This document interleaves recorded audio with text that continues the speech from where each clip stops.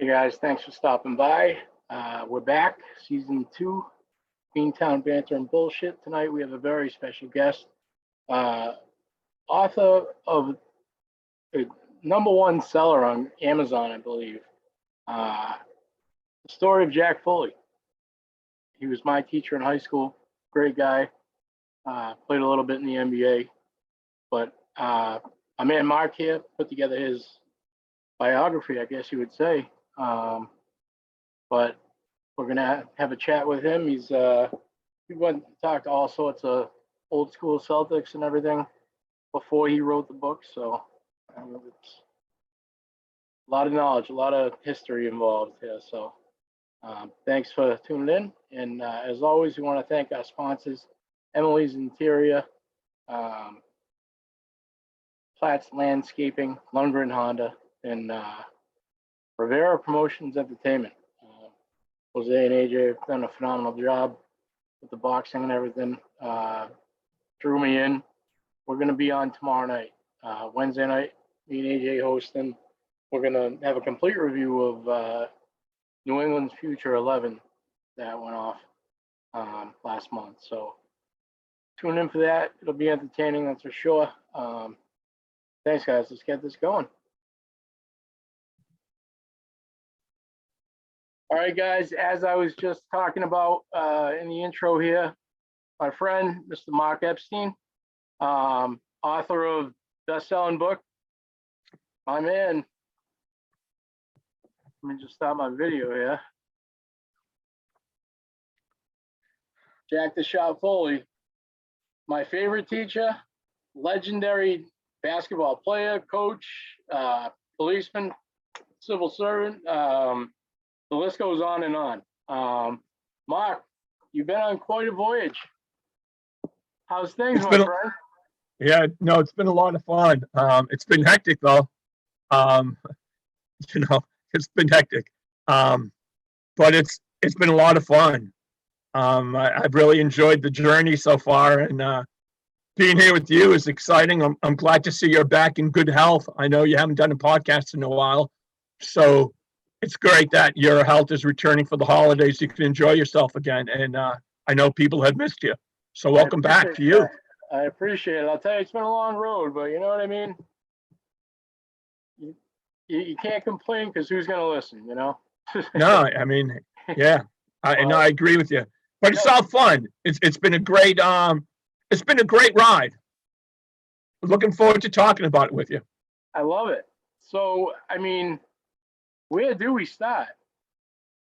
Yeah, we did a pre-published podcast about 8 months ago, 9 months ago, 10 months ago, and a lot's happened since. And I have to spread out the good cheer, not just for the holidays of Christmas and Kwanzaa and Hanukkah, but yeah, the book was a big time project by a lot of people. They put a lot into it. It was certainly not something I did on my own.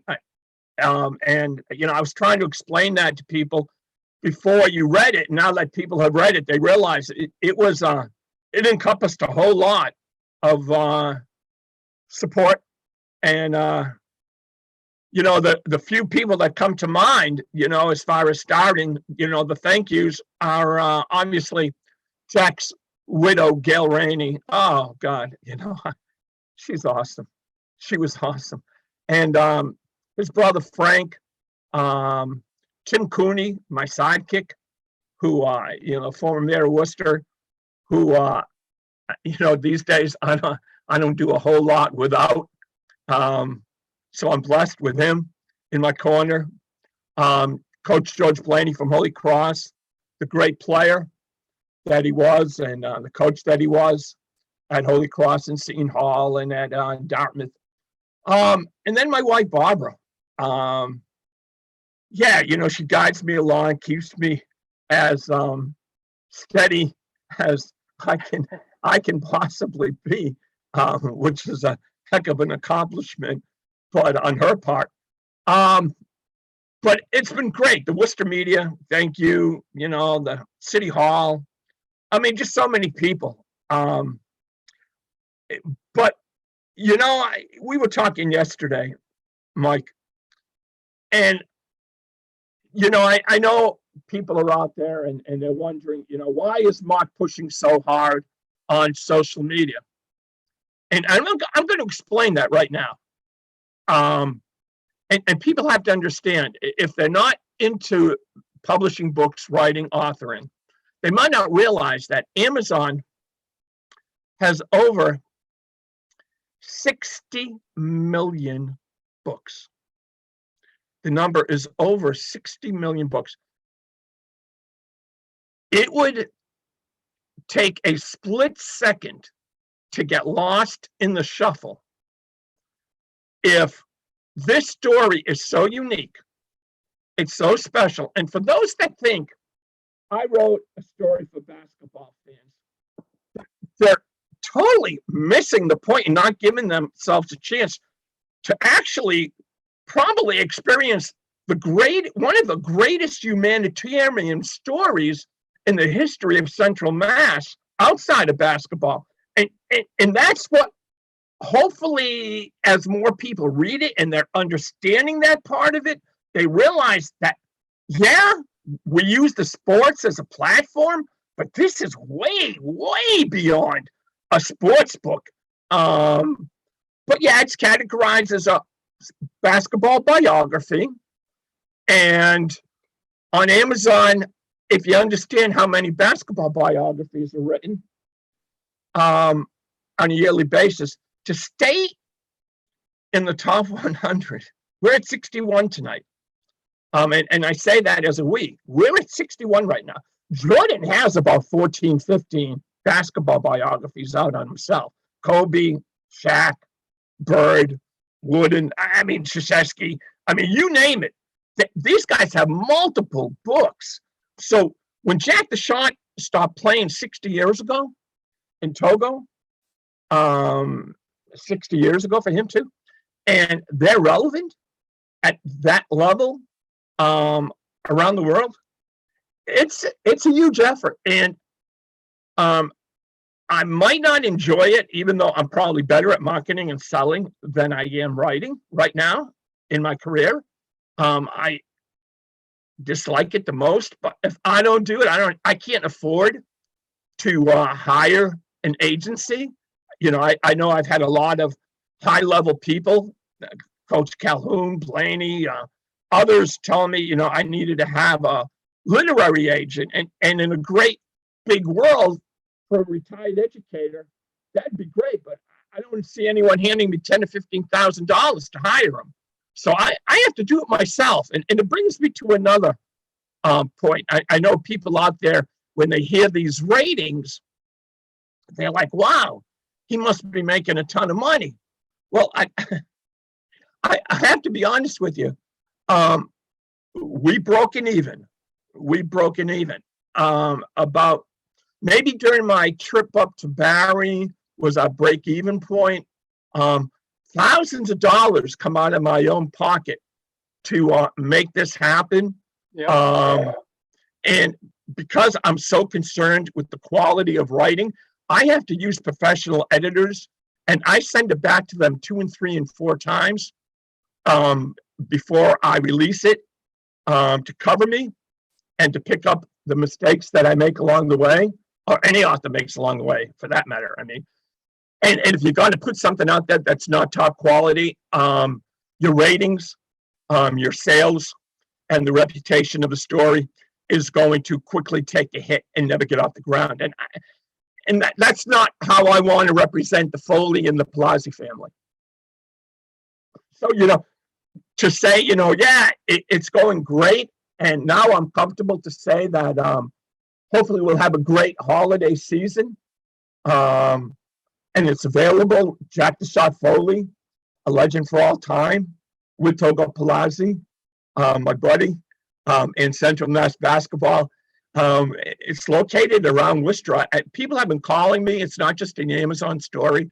We have it out at Tide Pool Bookshop on Chandler Street, and Tinic Bookseller in Westboro, Route 9. And the Holy Cross bookstore and the Worcester State University bookstore and the St. John's University bookstore. And they're all signed at any of those 5 locations. So, including the Harvard bookstore in Cambridge. And that was a huge, I know people will say, oh, that's just another bookstore. Nah, not really. With the amount of books, everybody trying to get into Harvard and they accepted it. I had to jump through a lot of hoops, and it was worthwhile when I got that email from them, because I couldn't get Pathfinder in there. And I tried. As you know, my persistence, they wouldn't budge. And so when they accepted it with one email from me, that was really huge. And, I'm happy for the people of Worcester. Yeah, we're 61 in the world for basketball biographies. That's phenomenal. That's phenomenal. We've been as high as 4 for bestsellers. But when it hit number 1 for newly released basketball stories of 2022, let me tell you something. That's a compliment to the city of Worcester. And I think that's what I was most proud about with Mayor Cooney, and Gail Rainey and Frank Foley and my wife and George Blaney. Like, we knew we had a special story that was left for us by both Coach Foley and Uncle Togo. But I used to say this at the very beginning when I wasn't sure I was going to write the story, because I didn't want to write a small market book. That was another hang-up I had. As you can tell how hard it is. A family gets a book, that's it. They're going to share it with other families. So it's not like losing a golf ball and you just keep buying more. You have to really work it to make the whole thing successful. And like my stepdaughter said, and she's right. She was 100% right. And it made me think, anyone can write a book. She's right. Anyone can write a book, I learned. But not everyone can write a book that people want to buy and read. And that's the big difference. And we have something real special if people will give it a chance and realize it's way beyond just a basketball story. It'll spread. I know it has to. There's so much content in there, and it's deep. Like you said, anybody can write a book, but you really dug deep, even with the family, everything. It's phenomenal. Oh, thank you. Thank you, Mike. Thank you. And I owe it to all those people I mentioned earlier. Excuse my cough a little bit. Fighting a little cold right now, but yeah, the thanks, I just have to keep spreading it out. We did something special this week, and I'm going to let you make that announcement here. Just getting around to that. It's big. Are you kidding me? It's unbelievable. What? Yeah. Again, that's something I did not do on my own. So, 600 books is the number that you donated to Worcester Public School? Only 600 books. 600 books on the button. 450 to the Worcester Public Inter-High Schools. Okay. 50 out to St. John's High. The Palazzi family donated them to St. John's. All the basketball players. We got 50 out at Quabbin and Barry, where Jack coached for a couple of years. His hometown for 40. Maybe 50, actually. I went back to my alma mater, Worcester State. I made sure their entire basketball team, 25 coaches, managers, I just gave them out the night before I flew back here. And it was awesome feeling, man. It was great. I gave them the pep talk before they lost to Worcester Tech. That's what happens when you get old, I used to get better results that, they could beat by 2. My players down here will tell you, I was pretty good in my day, but anyways, hey, Tyler Hudley has done a great job at Worcester State. So before I, you know, get too much off into them losing that opener at Worcester Tech by 2, 73-71, I was really proud to go back to my alma mater, make the contribution. Mark Smiley from Managed Wealth sponsored that one. Jim McCaffrey, my buddy, paid for 450 books for the Worcester Public into highs. Like I mentioned, the Palazzi family for out in St. John's. Quabbin, you know, I had a group of people. Donnie Henderson, my guy. Bobby Arenas, Nancy Mayer, Bill Nealon, Maggie Power, Kevin O'Sullivan, Anne Marie Reed. It was great. I'm Billy Arian today, coach at UNH. Sent me $100, and he bought books for his whole team on top of it, 20. So, you know, Mayor Tim Cooney, 50 books he bought, not just supporting it emotionally and you know, as a friend, but when it was done, he read it, loved it. The Worcester paper, the Worcester media, you know, it's been great, man. You know, had a lot of fun, a lot of work though, a lot of work. The grind, if you let the grind slow you down, it's going to become irrelevant quickly. And trust me on that. You know, I hope the people, I hope my friends and family and the community of Worcester, who I love so dearly, that are tuned in tonight, understand that. The competition, y'all, is beyond what anyone can imagine until you get into it. And, you know, Jack and Togo, in a way, were relevant only in Worcester for the last 30, 40 years. As far as name recognition in the New England area, not just Worcester, New England. And for this to catch on, we had to have the perfect storm behind us. And I believe we do. I know, so question I wanted to ask you about, Togo Palazzi passed away.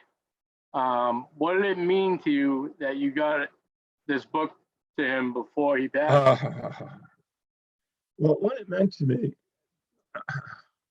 about 2 weeks before he passed, and Togo, you know, I can't believe I have his name written on the card here to show people, other people that supported the book. And I forgot to mention him. His interviews with me were phenomenal.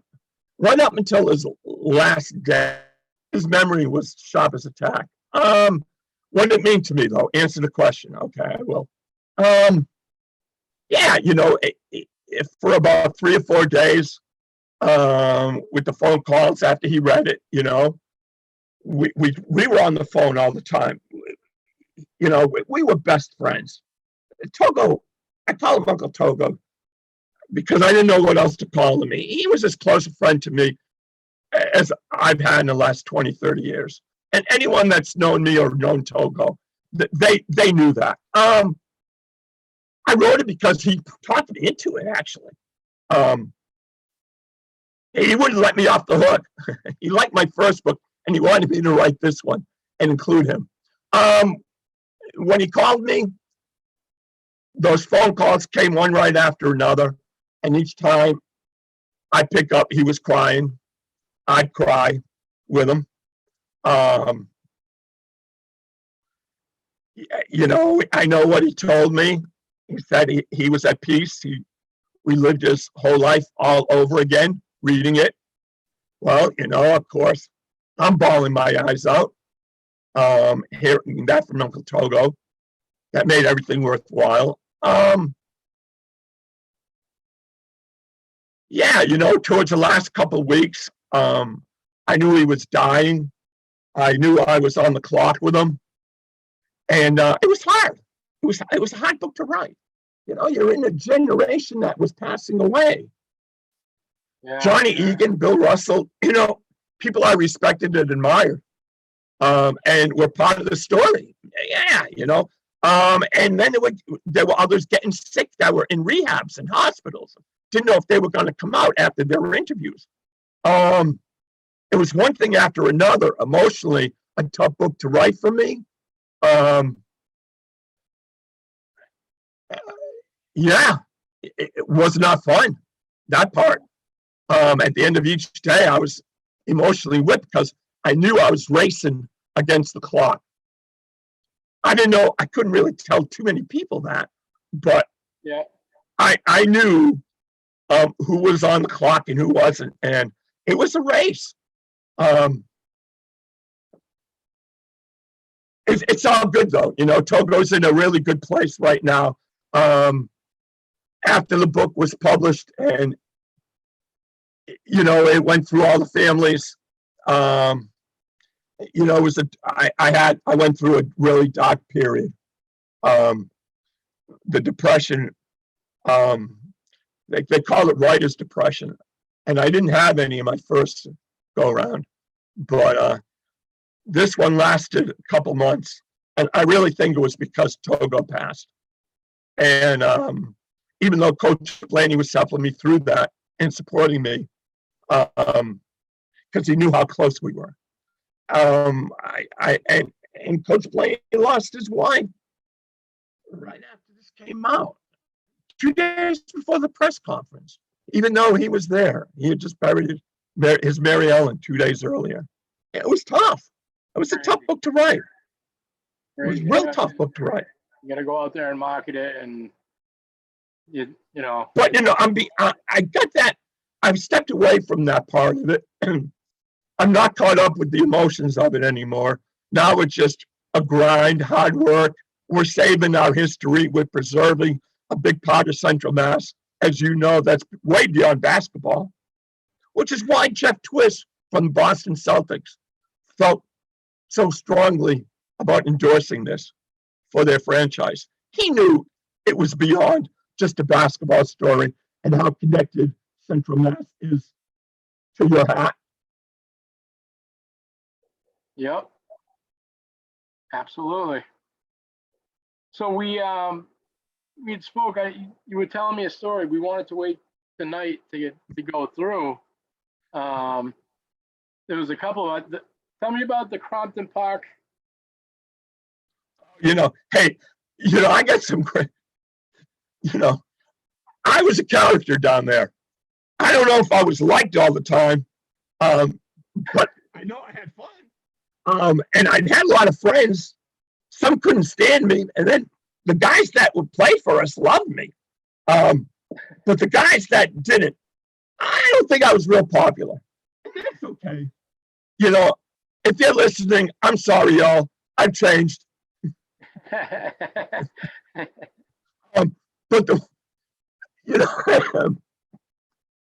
I got a couple of great Crompton Park stories. Number one, I'm not sure how many people out there know that Patrick Ewing played there. I mean, I never heard that until I talked to you about it. Yeah, Patrick Ewing played there before he played. Get this one. Before he played a game for Cambridge, Rindge, and Latin, he played at Crompton Park. Crazy. He had just come over from Jamaica, and he was in the group of Boston players that Leo Papil, the former scout for the Boston Celtics, the AAU guru from Boston, had put together, and he brought him in a few times. No, he also brought him in after his sophomore year.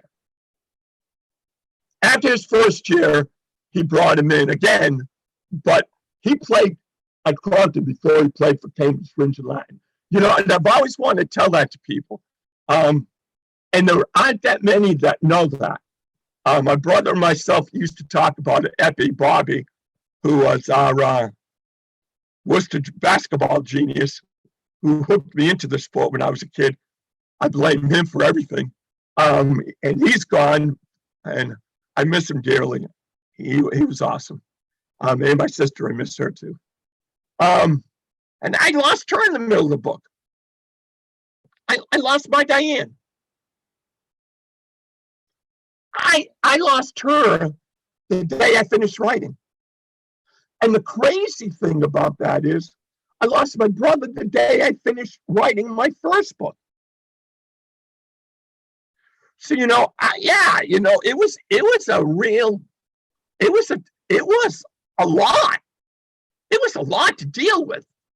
But, you know, to get back to Crompton Park, oh my goodness, we had fun. What an era. What a melting pot. You know, I'm using Jim McCaffrey's term, former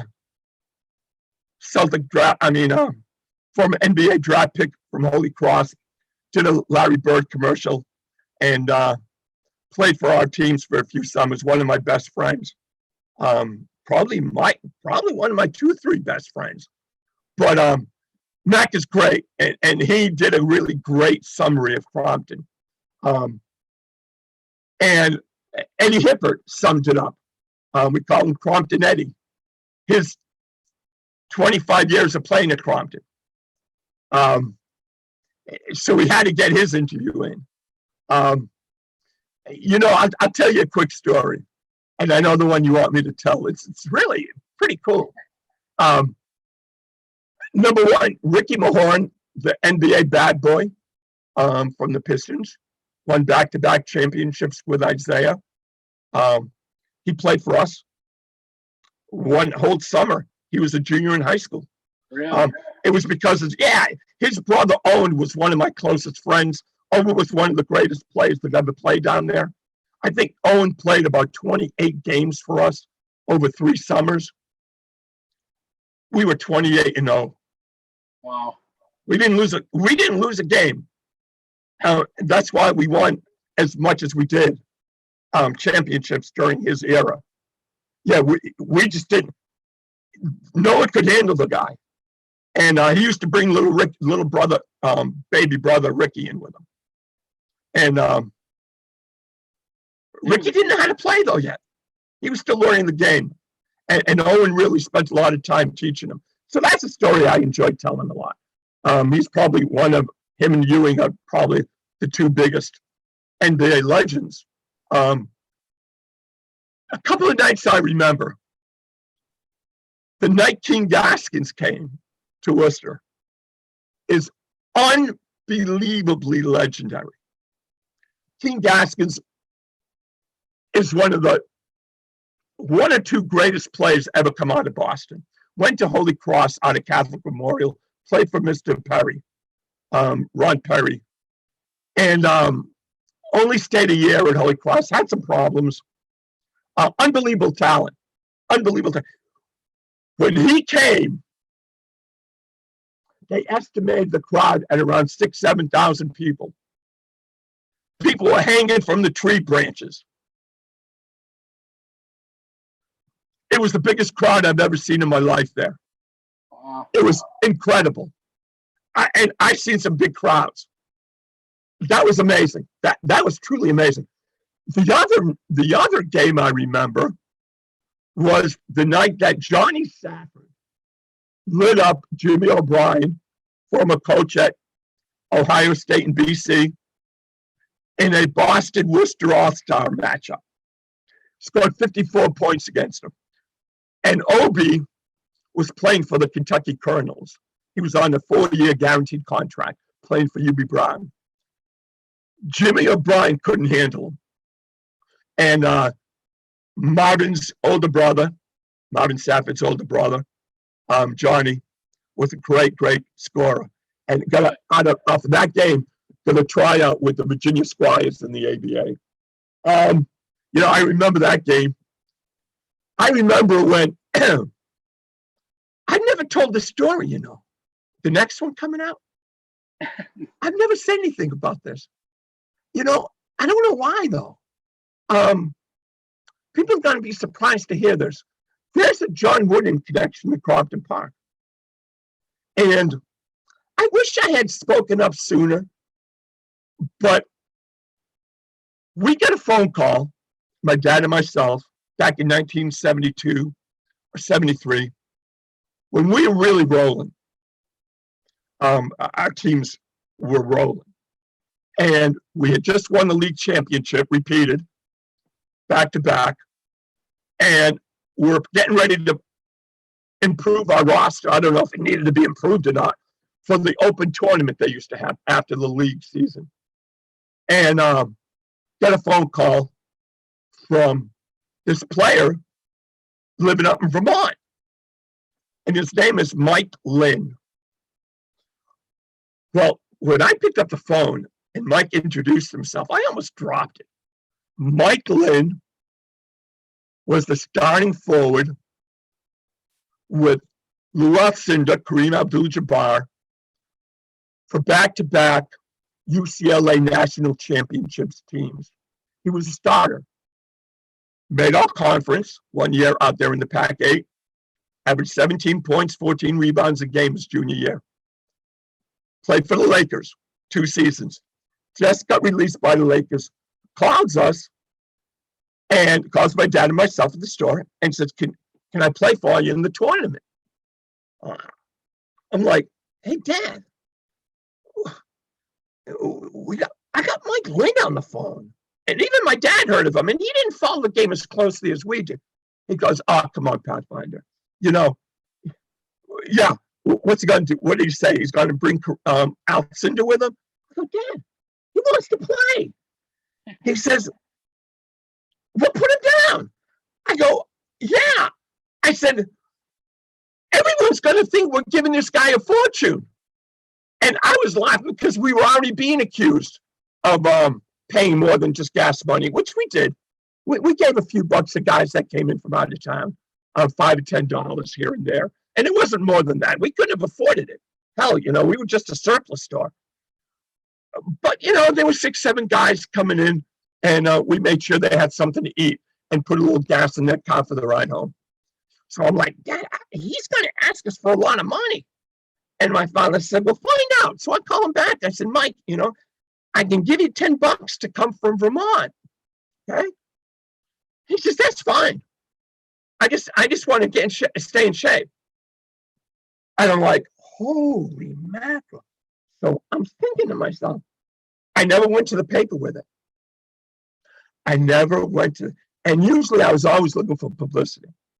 For some reason, I'm like, I don't know if I want to put this in or not in case he doesn't come. We'd have a lot of people down there. Back then, hey, the string of national championships that they had won in a row, I think were 8. And Mike was a starter on 3 of them. And I'm like, oh, wow. We had never had that high a caliber of national player before. Tremendous New England regional players that were drafted and could play in the league for sure. But UCLA, the wooden brand, with the national championship rings from the West Coast, that was new to us. And he came in for the first game. I think he scored 6 points, and we won. And we're playing a pickup team of neighborhood guys because everybody could throw a team in the ring. Francis Leonard, some real characters, would sponsor teams. And he put a neighborhood team together. And I mean, I thought we were going to win by 30 or 40 points. We got beat by about 12. And I'm like, how the hell did we just lose to these guys? If they only knew who was literally by name on our roster, we had Wayne Jones from the Pistons. We had Mike Lynn from the Lakers. We had Wayne Augustine, 6'10" center. Owen Mahorn was still playing. I'm like, and I thought it was pretty funny. I had one of my friends come up to me afterwards, and he says, hey, sorry, we won. I said, what do you mean you're sorry? I said, I'm happy for you. It was all fun and games, though. It was great, you know. Some great stories, memories. The Hippett family, Jerry, the referee, the dad, Mr. Ed Sr., the fan of the year a couple times. Just the characters, Francis Leonard, Chris McHugh, the coach, Charlie Hall, guys, Worcester guys, Eddie Shannon, Sonny Price, and just John Krakowski, what an unbelievable player out of Assumption. Best player any of our teams ever played against. Hands down. Flat out monster. Monster. Played 9 years in Italy. He was smart. He didn't take he was drafted by the Bulls and he went straight to Italy for his guarantee. And he was absolutely dead on. And that's a hard country back then to stick with because it was the highest paying country. Stay for 9 years. Croc was a monster. And yeah, we loved hating each other, but it was great. It was great. As soon as the games were over, we were fine. When the games were going on, we wanted to throw daggers at each other. And that's the way it should be. It was all good. Stevie Hebert, his dad, Paul, great guys. Ronnie Zartabani, Bobby Bartanian, Marvin Safford. And I can go on with some great, great players.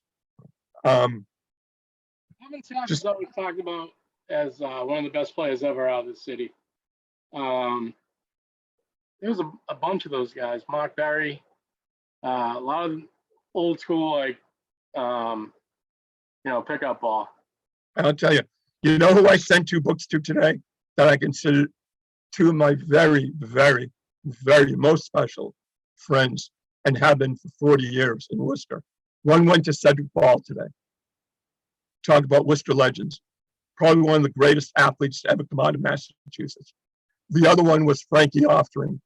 And I hope they're both listening. But Frankie, pound for pound, was probably the toughest hooper ever come out of Worcester in my era, hands down. And he complimented Marvin on those great Holy Name teams that won the state championship and broke a long dry spell for a Worcester team in '73. So his dad was a coach at Holy Cross. There are just so many stories, that are so beyond just Jack the Shot and Togo. But the legacy they left us with. Shame on us if we didn't preserve it, Mike. Absolutely. Shame on us if we did.